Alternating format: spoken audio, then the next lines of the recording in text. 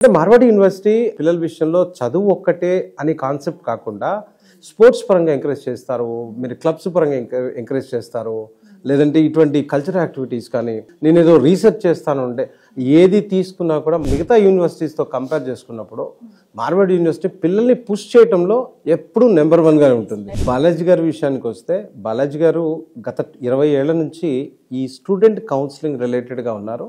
Guntur district అనేది యాక్చువల్గా మన ఏపీ తెలంగాణలో పెద్ద డిస్ట్రిక్ట్స్లో ఒకటి.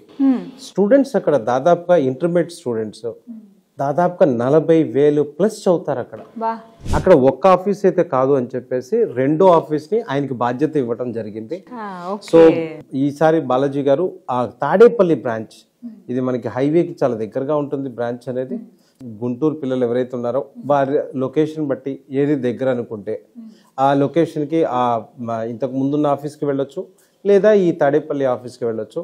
సో అక్కడ మీకు సరైన గైడెన్స్ ఇవ్వడం జరుగుతుంది.